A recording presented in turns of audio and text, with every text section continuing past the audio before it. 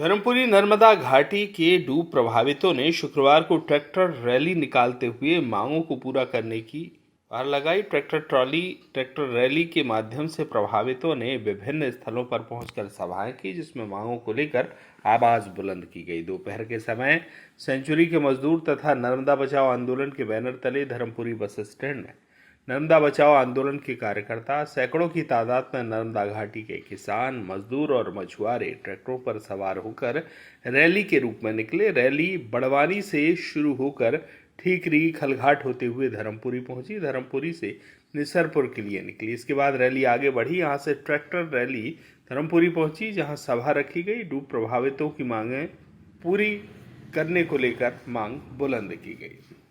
सामाजिक कार्यकर्ता मेघा पाटकर भी रैली में मौजूद रहे हैं। आज धरना दिया, किस संबंध में धरना दिया है? आज धरना नहीं है, हमारी ट्रैक्टर रैली आज चल रही है और बड़वानी से कल सुबह निकलकर ये ट्रैक्टर रैली अभी धर्मपुरी पहुंची है और गांव-गांव के प्रतिनिधि, किसानों के, मजदूरों के, कुम्हार, धनगर, दुकानदार सब हमारे साथ आए हैं, क्योंकि इस साल जो नर्मदा में डूब आई है वो एक किसानों के और सभी जिनको हम किसान ही मानते हैं, मछुआरों को भी, इन सब की दृष्टि से बहुत गंभीर मुद्दा है।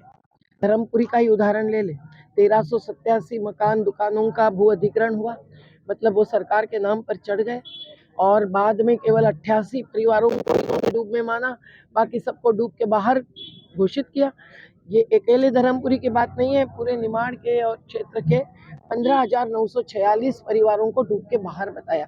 अब गाजीपुरा का उदाहरण ले लीजिए, गाजीपुरा खलघाट का हिस्सा है। गाजीपुरा के बहुत सारे मकान 2013 में भी डूब गए थे, लेकिन बाद में उन्होंने वो डूब में नहीं है ये कहना चालू किया।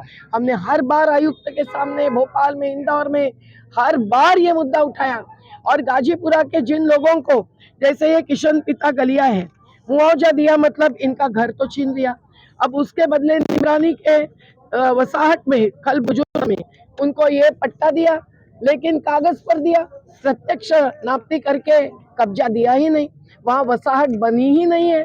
ऐसी स्थिति में आज बेघर होकर पड़े हैं किशन गलिया जैसा व्यक्ति, जो एक दलित समाज का है, जो निर्माण करता है और उसके साथ विनाशकारी व्यवहार सरकार करती है। उठ गया तो आज ऐसा है, ये बेघर होकर खुले में पड़ा है अपने बाल बच्चों के साथ, पर इनको राहत भी एक पैसा नहीं दिए। ये राहत हमने चर्चा करके मंजूर करवाई, जो अधिकार था राजस्व विभाग का, आरबीसी का डॉक्यूमेंट है उसके तहत, लेकिन चकित है कि धर्मपुरी में भी 15% लोगों को ही राहत मिली है, बाकी लोगों को राहत भी नहीं मिली है। तो यहाँ का वार्ड 10, 11, 12 और वार्ड 2 जो डूब में आया है, जो हमने देखा कब्रिस्तान भी डूब में आया है, और वहाँ जो पहले से ही लेवल्स लगाई थी वो लेवल्स भी गलत साबित हुई है। और ये सब खेल हुआ है, सरकार ने एक साजिश चलाई कि पुनर्वास पूरा होकर दिखाना और फिर बांध ऊपर ले जाना। और जिस दिन बारिश आई सबसे ज्यादा, उस दिन अलग अलग बांधों का पानी भी साथ में आया। ओंकारेश्वर में आदि गुरु की मूर्ति बिठाने तक शिवराज सिंह सरकार ने भी गेट नहीं खोले। जब खोले तब नीचे के 700 मकान और दुकान ध्वस्त हो गए।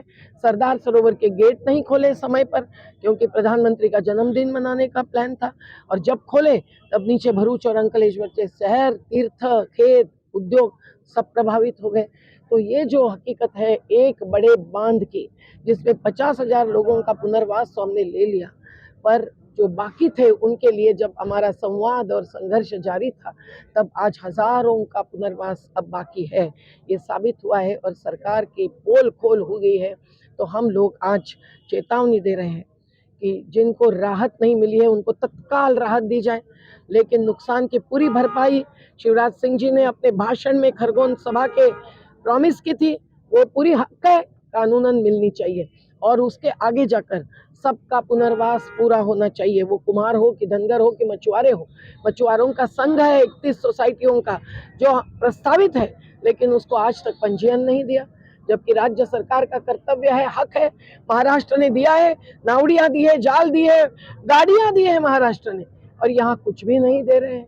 तो ये सब बातें पूरी होने तक सरकार इनको नहीं डुबा सकती है, क्योंकि इस बार जो डूब आई है वो 62 साल में सबसे ज्यादा का बारिश का पानी आया और ऊपर के बांधों का आया, पर 100 साल में सबसे ज्यादा जो जल प्रवाह आया वो अभी तक आया नहीं है।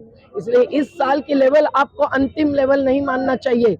इसके आगे भी लेवल आएगी तो ये पॉपुलर मेंस वेयर भी डूब जाएगा।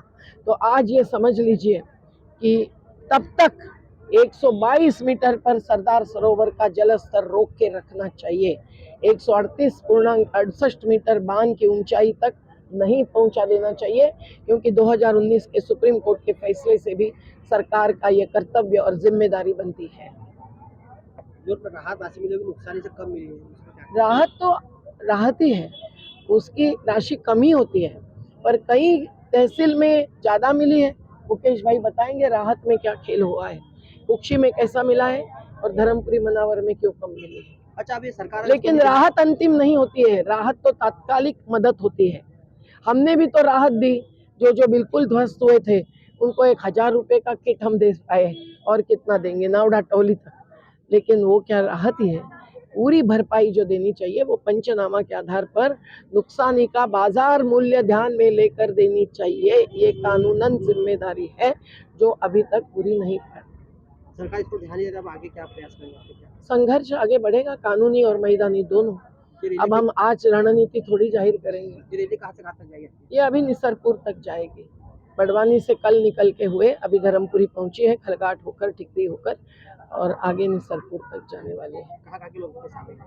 यहाँ बड़वानी के एक एक गांव के, बिजासन के हैं, जांगरबा के हैं, भामटा के हैं, अवलदा के हैं, पिछोड़ी के हैं, आगे चलकर भवती के हैं, आगे चलकर बगूत के हैं, कसरावत कुंडिया के हैं, आगे चलकर नहीं, वो तो उसके आगे बोथू गांव तक के, कलघाट के, गाजीपुरा के हैं, और तो और टिकरी के भी है, और हमारे सेंचुरी के मिल मजदूर जो भी लड़ रहे हैं उनके हक के लिए।